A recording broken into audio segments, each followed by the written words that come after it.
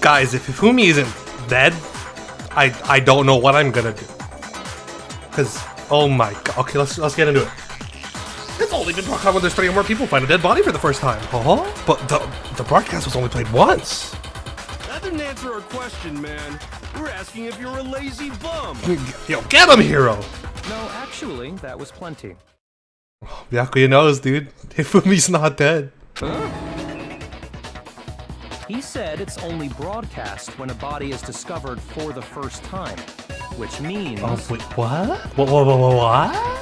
Even if we find the same body again later, he won't make the announcement again. If that's true, then why was the announcement made again later on? Hmm? Huh? Later on? Wait a second. Exactly. We heard the body discovery announcement twice. We did. Oh, I thought it was played once. My memory, guys. My memory. Yeah, you weren't paying attention. Huh? The second body discovery announcement was after Hifumi died, like for real. Yes. Yeah, because it's like he got up and he was like, Yasuhiro did it. Ugh.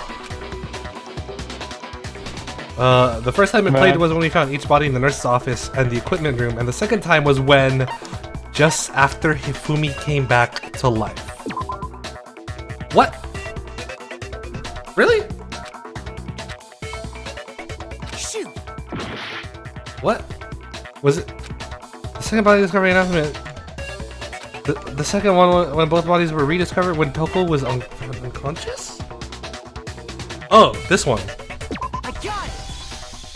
We heard it a second time in the repository when we rediscovered. Yeah, he ain't coming back. Hell, I ain't voicing him again.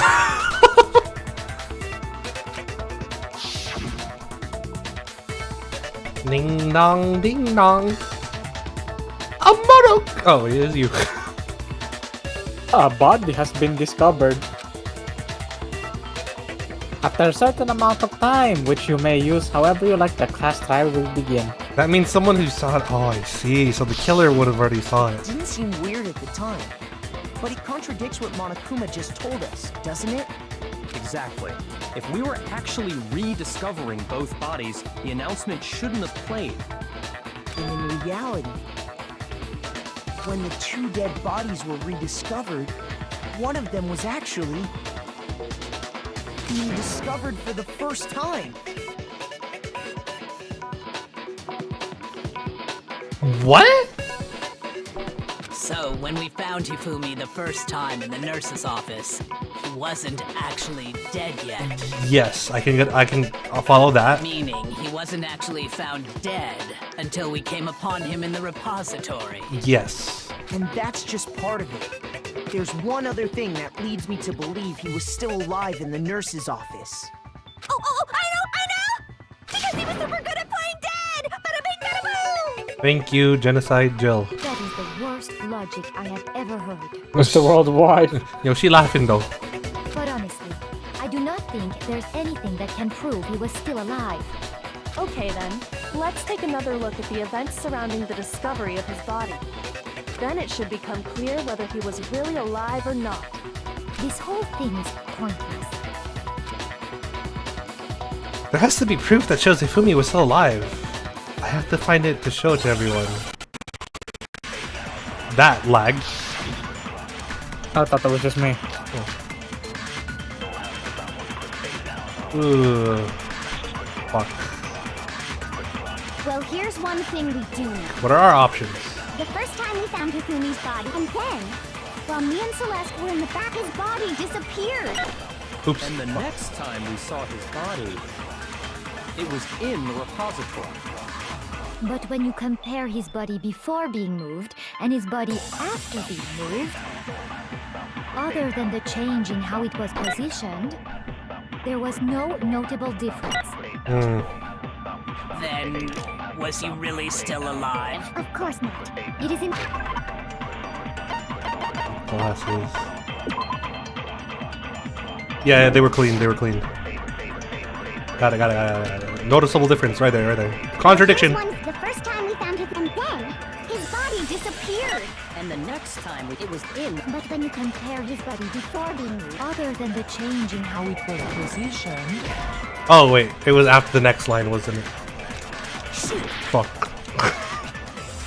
But now we're actually living on the edge, because instead of one heart, it's half a heart. And the next time it was in. But when you compare his body other than the change in how it was positioned, there was no notable difference. Oh, give me that! Yeah. No, that's wrong. That's wrong. That's wrong, Celeste! In fact, there was one clear difference between Hifumi in the nurse's office and the repository. Yep. His glasses. His glasses. That fact alone proves that he was only playing dead in the beginning. Oh, he wiped off his own glasses then if he got up. Perhaps you'd like to fill the rest of us in? When we found Hifumi in the nurse's office, his glasses were covered with blood. But when You we know that found him meme? again later in the The repository, SpongeBob ascending me. Oh. they were spotless. And I found the item he used to wipe them clean in the nurse's office trash can. The evidence I found in the trash can in the nurse's office was... where is it? What? I mean, like, this is... Oh, there it is. I got it! I got it! Glasses cleaning cloth I got featuring it. a certain cartoon mascot. One look at the bloodstain on the cloth should make things clear. This piece of cloth was used to wipe Hifumi's glasses clean. Yes. And the mascot on the cloth is the same one that's on the digital camera, right? Yeah? And whose digital camera was it? Hifumi's, of course. Mm-hmm. The character was Prince... Princess Piggles. From Demon Angel Pretty Pudgy Princess, I think. I'm highly glad I doubt didn't have to say anyone it. but Hifumi would have brought something like this to school. Uh-huh. I see your point. And the only people here who wear glasses are. I wouldn't be caught dead using a tacky piece of garbage like that. Okay, I believe him. I believe him. A few tissues is all I need to keep my glasses clean. I believe her too. Then there's no question. It belonged to Hifumi. So what you're saying is... What exactly? Yeah, I actually don't know where you're taking this, bro. What I'm saying is, the blood on his glasses was wiped away using his own glasses cleaning cloth. Even if that is true, it does not mean he wiped the blood off himself. But who would benefit from a clean pair of glasses other than the glasses owner? That's a good point. And it must have been him, right? Yep. So let's assume that Hifumi was still alive in the nurse's office. He pretends to be dead. Then when he's alone, he wipes his glasses clean so he can see. Then he stands up and walks out on his own 2 feet. And with that, the impossible task of moving his copious corpse becomes possible, wouldn't you say? But Yes. then, if he was just pretending to be dead, what was with all that blood? Was it paint or something? Probably not. The fridge in the nurse's office contains packs of blood for emergencies. He probably used one of those. He figured if he was gonna play dead, he should go all out, so he just dumped it everywhere! But he got crazy with it and had to wipe his glasses off when he was done! God, what an idiot! And if Hifumi was still alive at that point, the disappearance of Taka's body is easily explained. Really? How? It should be perfectly obvious who must have moved Taka's corpse. Yeah? Was it Hifumi?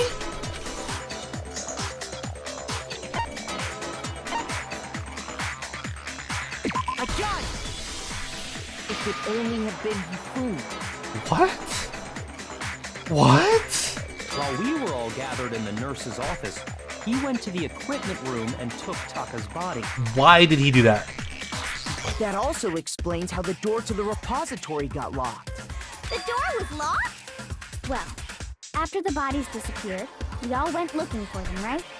So me and Sakura headed for the repository. But when we got there, the door was locked. And the repository door can only be locked from the inside. New theory. Hifumi was helping Celeste. And the repository came only longer Which than means when Hina and Sakura got to the repository, someone was already inside.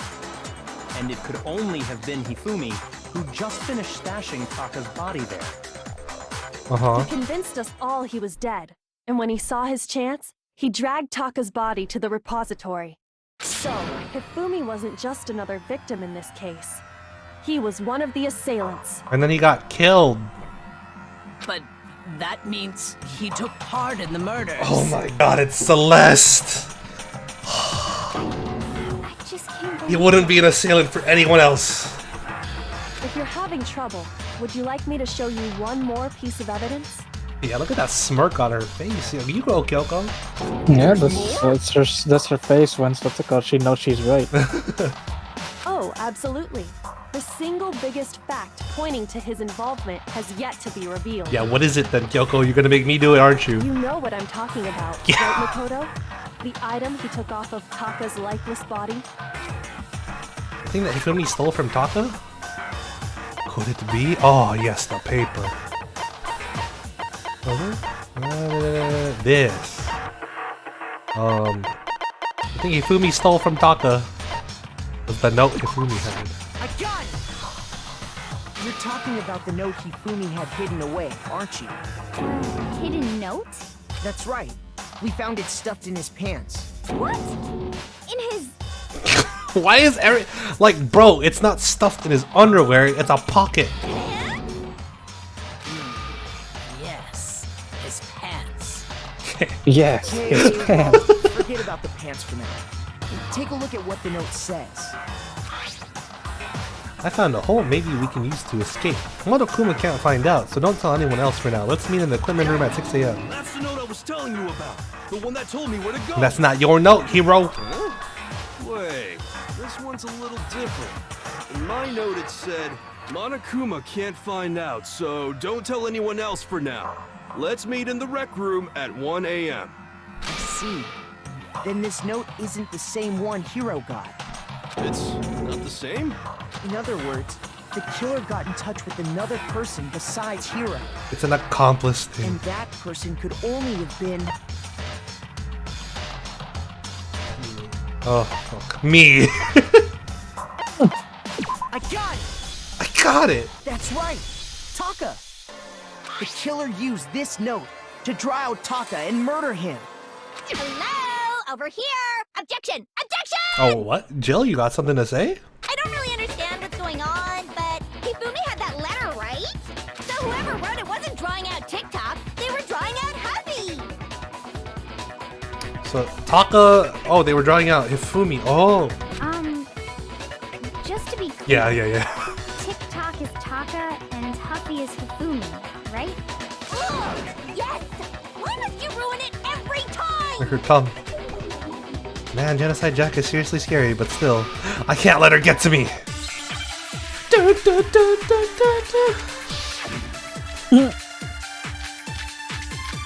Ah, there it is. 5 bullets. Huffy had the note, right? Then the person it was intended for must have been Huffy! But remember what the note said. What time did it say to meet? 6 a.m., I believe. It's true. The time doesn't matter! The note has nothing to do with TikTok! I don't think the note does have anything to do with TikTok. Huffy had the note, right? Okay, what are our The choices? person it was intended for must have been Huffy! But remember what the note Oh, said. no. What time did it say to meet? 6 a.m. No, Spotless Hammer. The time doesn't matter! The note has nothing to do with TikTok! What am I trying to figure out? I'm looking for a contradiction, right? So, Huffy had the note, right? yes. You did have the note. And the person it was intended for must have been Huffy! But remember what the note said. What time did it say to meet? 6 6 a.m. 6 a.m. The time doesn't matter. The note has nothing to do with TikTok. Maybe this? No, it has nothing to do with Taka. Puppy had the note, right? Uh-huh. Then the person it was intended for must have been Happy. But remember Oops. what the note said. Oops. Fuck. What time did it say to meet? 6 a.m. That is true. The time doesn't matter. The note has nothing to do with TikTok. No, it... How do I get rid of the bullet? Do I just have to fire it off? Yep. Puppy had the note, right? Then the person it was intended for must have been Happy. Not the blue tie, not the spotless But hammer. remember what the note said. Why would it be the spotless hammer? Is there any reason it would be the spotless hammer? Hammers of all shapes and sizes. Wash. Nope. What time did it say to meet? 6 a.m. 6 a.m. The time doesn't matter. Time doesn't matter. The note has nothing to do with The TikTok. note has nothing to do with TikTok. But it does, because he died at 6 a.m.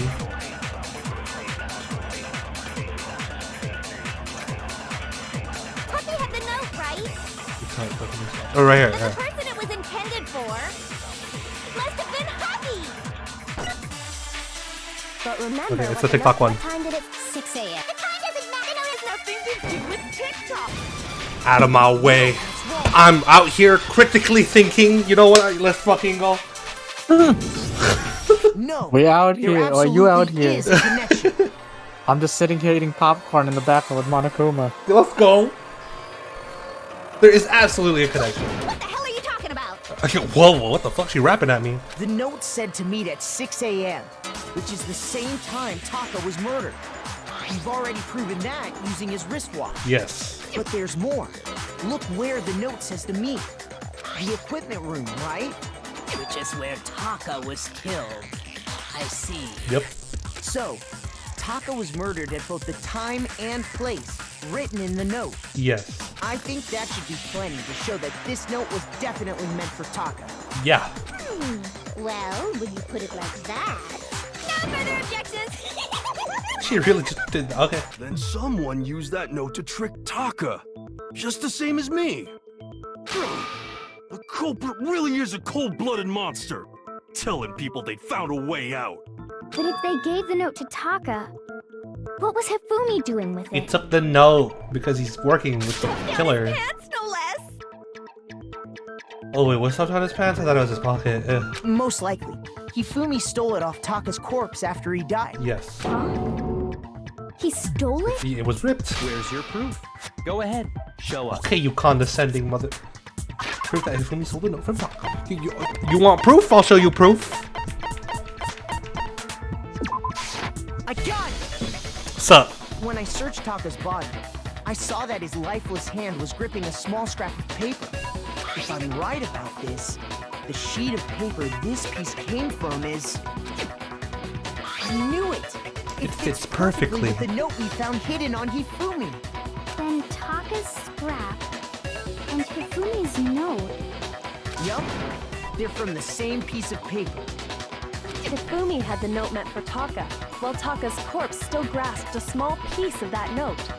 There's only one way to explain it. Taka died clutching the note. Hifumi tried to free the note from its death grip, leaving behind only one small scrap. Did I get all that right? Yes, Sakura, you did. Your brain's so big. That means Hifumi knew the note was important. Exactly. Which proves that he was an accomplice in the murder. Yep. Whoa. Oh. Yeah. After seeing all this, Hifumi was super involved in this whole thing for sure. In fact, he was behind the whole thing. In fact, he's still alive. Okay. I know what you're all saying. I thought he was alive too, okay? But I forgot that we heard the announcement twice. Sorry, no. Yeah, no. When we found him in the repository, Hifumi was truly and completely dead. The second body discovery announcement proves that. Yes. So then, who killed Hifumi? The person he was working with. Whoever did is the mastermind, the true killer. It was Monokuma. He was killed in the repository. So he must have been killed not long after transporting Taka's body. So he must have been killed after Taka's body vanished, but before we found both bodies in the repository. During that time, we'd all split up and were searching for Taka's missing body. In other words, during that time, none of us have alibis. Yeah. Wait, but me and Sakura were together. Stop trying to steal the spotlight, you stupid walrus! Yo, chiller. Who are you calling a walrus? Anyway, when they were killed bothers me too. But there's something that's been bothering me even more. Yeah? And what might that be? The weapon they used to kill Hifumi. The weapon? Yeah, because I mean, according to the Monokuma file, the way Taka and Hifumi were killed was almost the same, with them having similar fractures and all. But Justice Hammer 3 and 4 were still laying around in the nurse's office and equipment room, right? So if Hifumi was killed in the repository, the culprit would have had to grab one of the hammers, kill Hifumi, then put the hammer back where they found it. But wouldn't that be seriously risky for him? I'm surprised. It seems there's some semblance of a brain knocking around that skull of yours. Yeah, it was after pretty all. smart. That was very important. Thank you, Hero, for speaking up something useful. Hell yeah, it's packed in there good and tight. I bet, yeah. He's right, though. I don't understand it either. The Monokuma file makes it clear that they were killed using similar instruments. But if the hammers were already laying around those other rooms... So the question is, how could the culprit have gotten their hands on either of the hammers? Personally, I haven't a clue. You know, Celeste, you haven't been truly helpful in this shit yet. So which hammer was used to attack Celeste? Number 1 or number 2? Those were accounted for in other rooms too. And I don't think either one is big enough to kill someone. You'd be surprised. Then... I don't speak from experience. I think with enough determination. Is it not possible they used a different weapon? I don't think it is possible. They were both killed with the same kind of thing, right? Okay, this is where the clean hammer shit comes in. So then, what was used to kill Hifumi? The weapon that was actually used to kill Fumi, the whole picture surrounding this case won't become clear until we figure that out. Somehow, I have to find the truth. Give me my bullets. It's 5, isn't it? Oh, spotless hammer. Let me just remind myself what a spotless hammer was for real quick. What was...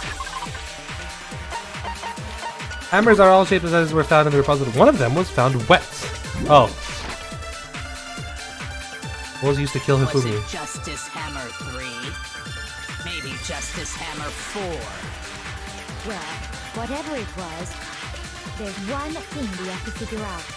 How was the culprit able to move around so freely with the weapon? They didn't move How around. did nobody witness them carrying it? Sounds like a Justice Hammer 5 is about to make its appearance! Okay.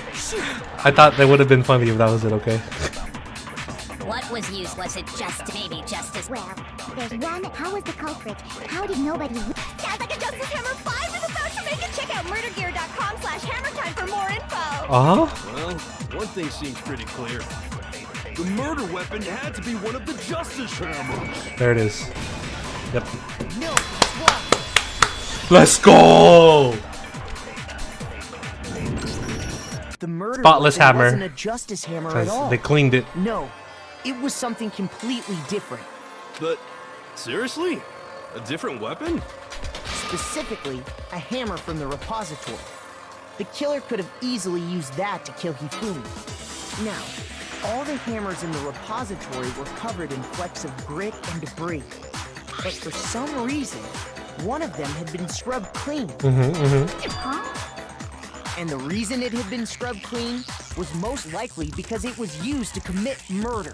If the hammer got covered in Hifumi's blood, of course they'd have to clean it off. Yeah. I'd also like to point out that the repository has all kinds of hammers. Big ones, small ones. Yeah. and even some flat mallet-like ones. I think whoever made the Justice Hammers used those as a basis for their design. If that's true, that would explain the Monokuma file's note about the wounds being similar. So Hifumi moved Taka's body to the repository, where someone then used a hammer to kill him. Yes. And whoever did that is the true killer. The one Hifumi was working with. And the one who betrayed him. Hold on a moment. I still think it's strange to assume someone was working together with him. Ooh, you seem to be awfully fixated on that. The way the graduation rule works, there is no benefit to helping someone else carry out a murder. That is true. So the idea that anyone would work together like that is simply ludicrous. We talked about this, did we not? We did talk about how there wouldn't be any reason for anyone to work together. At least that's what we thought at first. But make your argument. Yeah.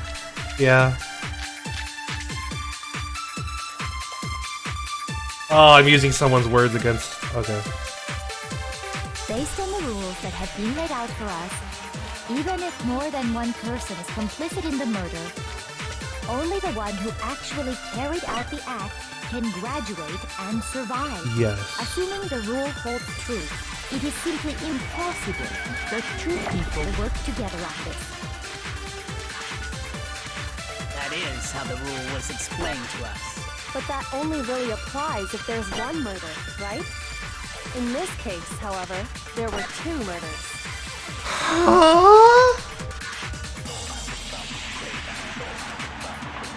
Based on the rules that have been laid out for us, even if I have it backwards. More than one person is complicit in the murder, only the one who actually, assuming the rule holds true. I got it, guys. I got it. But that only really applies. There's two murders.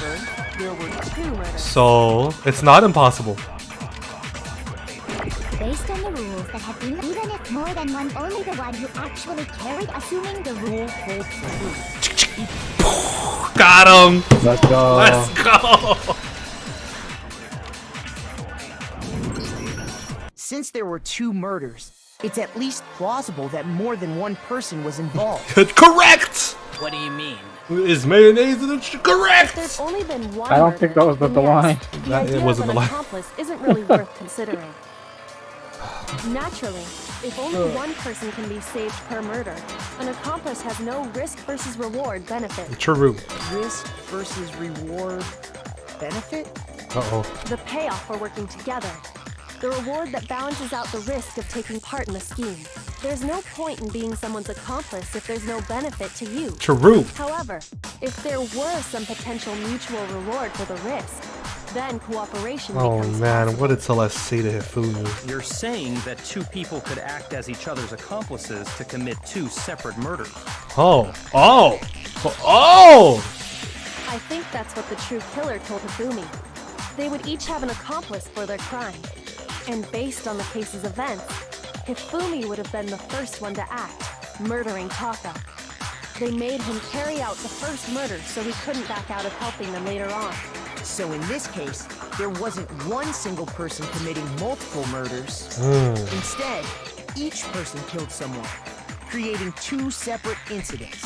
And it only looked like one person because that's how the true killer designed it to look. A single suspicious individual, a similar weapon used in each crime, disappearing bodies.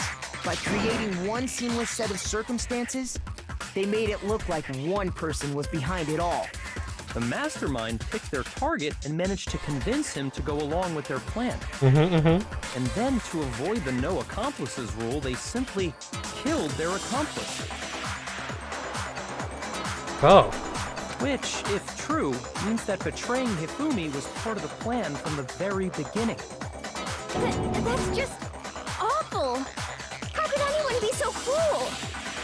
You think so? I can't help but admire its cunning. Still, their choice of accomplice seems odd. The effort made to convince us the two murders were the same, that was the main characteristic this time. Kyoko must have noticed that fact from the very beginning, which is why she said not to look at this case as a series of connected events, but entirely separate incidents. Kyoko really is amazing, although, when you think about it, she's almost too amazing. Yeah? Yamakoto? Like, it's almost unnatural how good she is I at this. understand how an accomplice could be involved. But then, who was the one pulling Hifumi's strings? That's problem numero uno right now. The true killer manipulated Hifumi to carry out a number of actions and in the end murdered him.